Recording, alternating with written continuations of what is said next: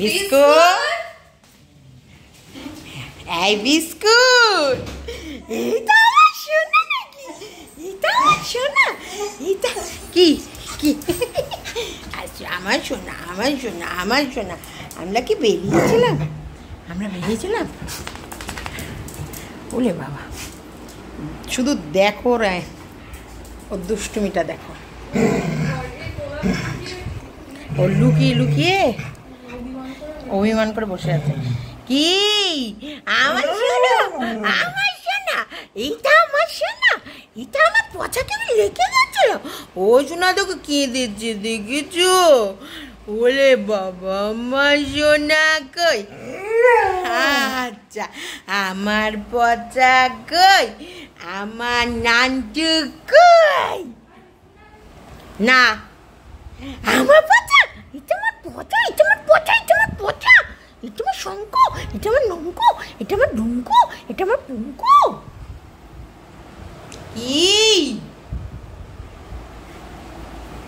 এইটা আমার সোনা পচা দেখেছো আচ্ছা তোমরা অন্যদিন দেখো বিস্কুট আমরা ঢুকলেই যে লাফালাফি করে আজকে করেনি কেন কারণ মাম্পি আর আমি বেরিয়েছিলাম দুজনায় বেরিয়েছি বলে ওর কতটা রাগ ও কেঁদে কেঁদে চোখে পানিতে ভরিয়ে দিয়েছে আরে আমার সোনা কাদু কাদু করেছে আমার সোনা কাদু কাদু করেছে আমার পচা পচা পচা যাই হোক এই যে হাই আমরা এখানে এই যে মাম্পি আজকে শর্মিদের বাড়িতে বিশ্বকর্মা পুজো সেখানটায় গিয়েছিলাম সারাদিন আমি আজকে কোনো ভিডিও দিইনি এই ভিডিওটা এখন যাবে মাম্পিস ডেলি জার্নিতে চলছে জীবনটা কোনো মতে চালাচ্ছি তা আজকে বিশ্বকর্মা পুজো আজকে আমাদের কি আছে কিন্তু অনেক কটা সুখবরও আছে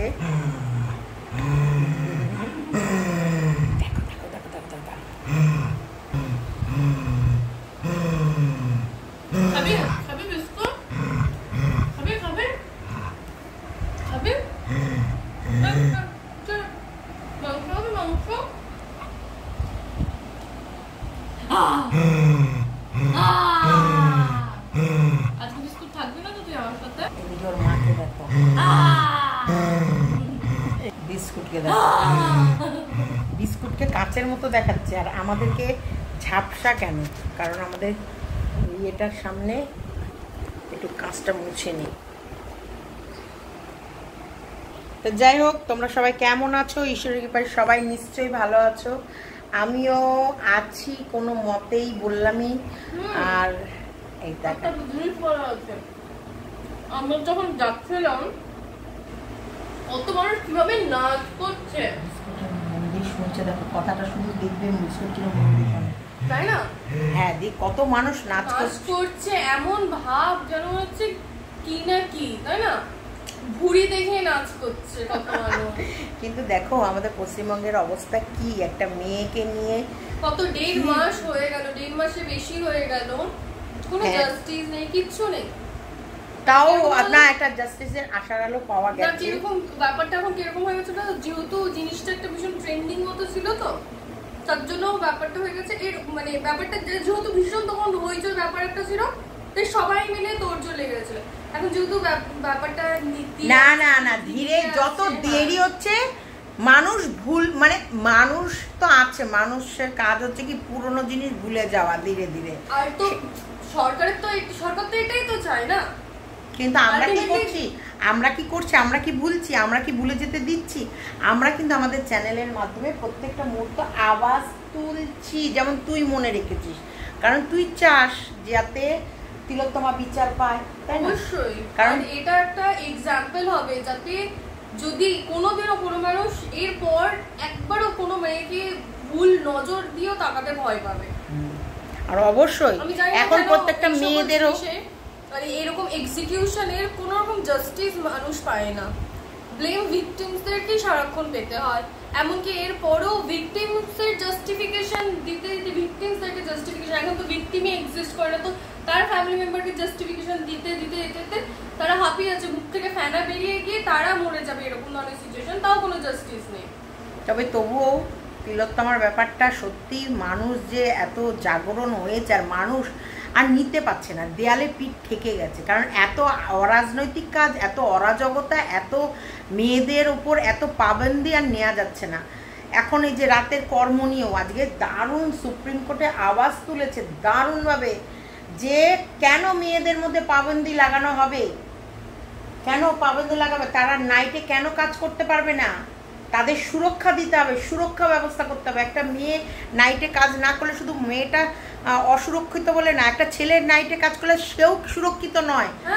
একটা ছেলের উপরও যদি 4-5টা ছেলে চলে আসে, একটা ছেলে কি মারতে পারে 5-6 জনকে, 10-12 জনকে মারতে পারবে? একদমই না। জুনিয়র ডাক্তাররা ভয় পাচ্ছে, জুনিয়র ডাক্তাররা ভয় পাচ্ছে হসপিটালে যেতে, বলছে পুরনো সিস্টেমটাকেই চেঞ্জ করতে হবে, আমাদের নিরাপত্তা ব্যবস্থা করতে হবে, তবে আমরা। তো সেই জায়গা থেকে সত্যি মানুষ, আমি আরও গেছিলাম আজকে সত্যি, মানে তবে শর্মিরা ভীষণ সাদামাটাভাবে, ওরা ভীষণ মানে ওরা অন্য প্রকৃতির মানুষ না। ওদের বাড়িতে পুজো হয়েছে, সব রিলেটিভসরা এসে, যেমন নর্মাল মানুষের বাড়িতে পুজো হয়, ঠাকুর মশাইকে ডেকে এনে হোম যজ্ঞ করে পুজো হয়ে গেছে, তারপর সবাইকে প্রসাদ বিতরণ হয়ে গেল। কিন্তু রাস্তা দিয়ে আমরা যেতে যেতে যা দেখছি এক একটা পুজোর সামনে নান্টু গোপালের কথা শোনার মতো অবস্থা হয়ে গেছে। যা বলছে তো, ঘুড়ি দেখিয়ে দেখিয়ে লোকজন নাচ করছে, প্রসাদ খেতে খেতে নাচ করছে, মানে কোনো কিছুর ভ্যালু নেই। একটা সামান্য ঠাকুরকে যে একটুখানি আস্থা দিয়েও মানুষ একটা প্রণাম করে, বা ঠাকুরের প্রসাদ মানে কত বড় ব্যাপার, মানুষ ভালোভাবে খায় না, খেতে খেতে নাচ করছে। আমি শুধু দেখছি না আর ভাবছিলাম যে, আর মা বলছে যে এইগুলো ভিডিও কর, অনেকদিন পর তো বেরোলি, আমাদের বাস স্ট্যান্ডে কলকাতা বাজার হয়ে গেছে। আমি জানি না, আমার বাড়ি থেকে বাস স্ট্যান্ড 5 মিনিটেরও দূরত্ব না, তাই না? নতুন আর পুরনো বাস স্ট্যান্ডের মাঝামাঝি হয়ে গেছে। হ্যাঁ, ওটা পুরনো বাস স্ট্যান্ড, নতুন বাস স্ট্যান্ড কোথায় গেলি? মানে আমার বাড়ি থেকে 5 মিনিটও দূরত্ব না, মানে বাস স্ট্যান্ড, যেটাই মেন বাস স্ট্যান্ড ওটাই ছিল। এখন তো অন্যদিকে আরেকটা নতুন বাস স্ট্যান্ড হয়েছে। হ্যাঁ, কারণ অনেকটা বড় এরিয়া নিয়ে অনেক বাস হচ্ছিল, অনেক বেশি, তার জন্য ভিড় কমানোর জন্য। ও মাই গড, কলকাতা বাজার হয়ে গেছে এবং যথেষ্ট ভিড় আমি দেখিনি। তারপরে ভাবো আমি কোন জগতে বসবাস করি, আমি কোথায় থাকি, মানে আমি তোমাদের ভেতরেই সারাক্ষণ ডুবে থাকি, তোমাদের মধ্যেই। তা ভালো লাগলো আজকের এই ভিডিওটা, মাম্পিস ডেলি জার্নিতে। আজকে আমাকে তোমরা মাম্পিস চ্যানেলের মাধ্যমেই দেখো, আর সম্ভব হলে হয়তো রাতের লাইভ যদি সম্ভব হয় তাহলে আসবো, নাহলে আসবো না। পুজোর আবেশ যতই আসুক, আমাদের মনকে আমরা শক্ত করে ধরে রেখেছি। We want justice, we demand justice, justice আমাদের দিতেই হবে। দেখেছো তো, নড়াচড়ানো করানো হচ্ছে তো, সিস্টেমের চেঞ্জও আসবে।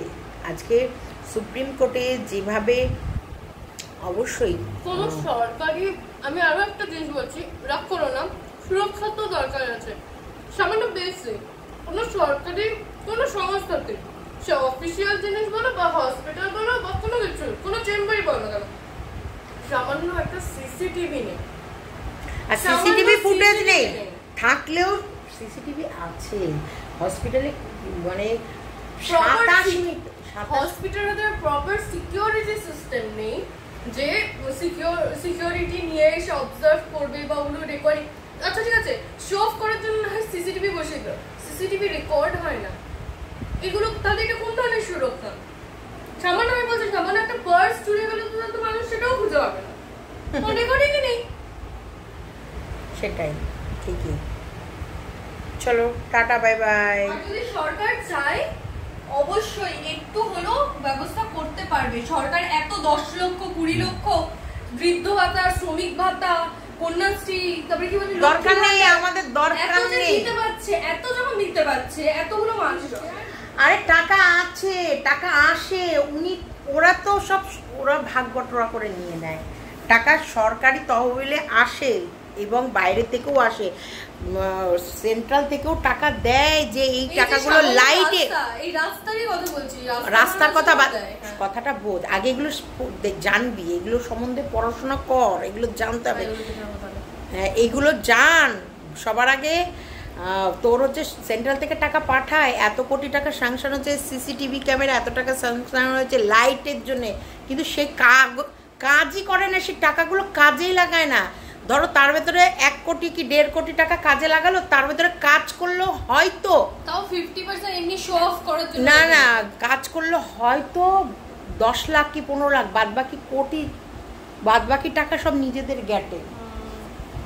ভাবতে পারছিস? দাঁড়া, সন্দীপ ঘোষের 2 বিঘে জমির ওপর একটা বাংলো, সঙ্গীতা সন্দীপ বাংলো, তাছাড়াও 3খানা ফ্ল্যাট, তাছাড়া যেসব গাড়িগুলো, ওকে যে দেহরক্ষী ওর পাশে, সে তাকে দেখলে মনে হবে সুইপারের থেকে, সে 40 লাখ টাকার গাড়ি চলে।